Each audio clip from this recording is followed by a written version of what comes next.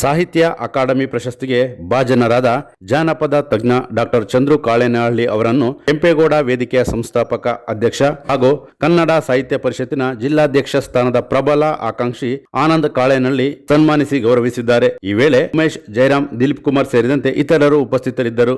ಚನ್ನರಾಯಪಟ್ಟಣದ ಚಂದ್ರು ಕಾಳೇನಹಳ್ಳಿ ಮನೆಗೆ ತೆರಳಿ ಭಾಗ್ಯಮ್ಮ ಚಂದ್ರು ಕಾಳೇನಹಳ್ಳಿ ಇಬ್ಬರನ್ನು ಆತ್ಮೀಯವಾಗಿ ಅಭಿನಂದಿಸಿ ಗೌರವಿಸಿದ್ದಾರೆ.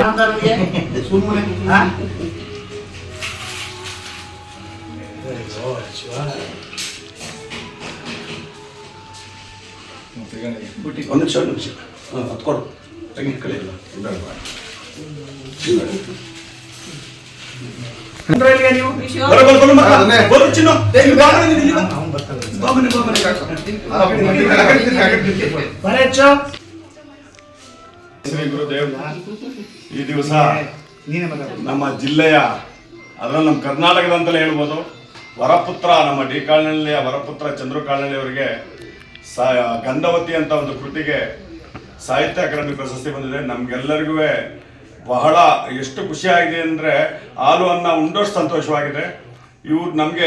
ಇವರು ಸುಮಾರು ಕೃತಿಗಳಿಗೆಲ್ಲ ಇವರಿಗೆ ಪ್ರಶಸ್ತಿ ಬಂದಿದೆ. ನಮಗೆ ವೇದಿಕೆ ಸಿಕ್ಕಿತ್ತಿಲ್ಲ ಹಂಚ್ಕೊಳ್ಳೋಕ್ಕೆ.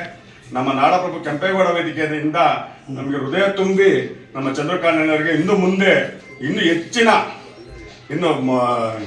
ಕೇಂದ್ರ ಸಮಿತಿಯಿಂದಲೂ ಇವ್ರಿಗೆ ಪ್ರಶಸ್ತಿ ಸಿಗಲಿ ಅಂತ ಈ ಮೂಲಕ ದೇವರಲ್ಲಿ ಪ್ರಾರ್ಥಿಸ್ತೀನಿ.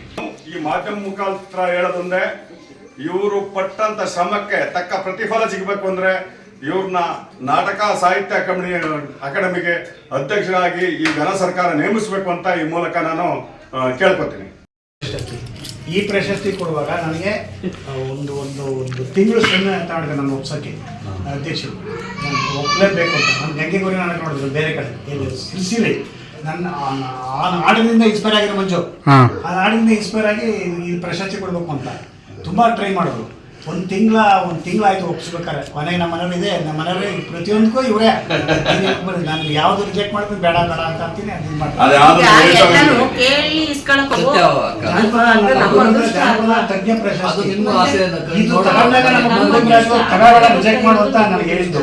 ಇವತ್ತು ಪ್ರಶಸ್ತಿ ಕೊಟ್ಟರು ತಗೋಬೇಡ ರಿಜೆಕ್ಟ್ ಮಾಡುವಂತ ನನ್ನ ಗುರುಗಳ ಹೆಸರು ಕೊಟ್ಟಿರೋದು, ಅದು ನಾನು ರಿಜೆಕ್ಟ್ ಮಾಡೋಂತ. ಅದು 50,000 ರೂಪಾಯಿ ಅವಾರ್ಡು, ಇದು 50,000 ರೂಪಾಯಿ ಅವಾರ್ಡು, 25,000 ರೂಪಾಯಿ ಅವಾರ್ಡು ನಾಟಕ ಅಕಾಡೆಮಿ ಅವಾರ್ಡು.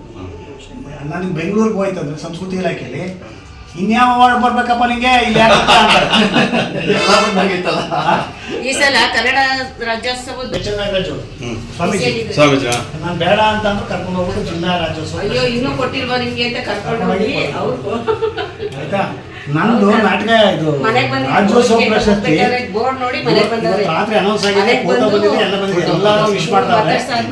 ಬೆಳಿಗ್ಗೆ ನನ್ನ ಫ್ರೆಂಡ್ ಚೇಂಜ್ ಮಾಡ್ತಾರೆ. ಯಾಕೆ ಕಾರಣ ಏನಂದ್ರೆ ನಮ್ಮ ಅಕಾಡೆಮಿ ಮೆಂಬರ್ ಆಗಿದ್ದಾರೆ. ಅವ್ರಿಗೆ ಕೊಡಕ್ಕೆ ಎಷ್ಟು ಅಪಪ್ರಚಾರ ಮಾಡ್ತಾರೆ.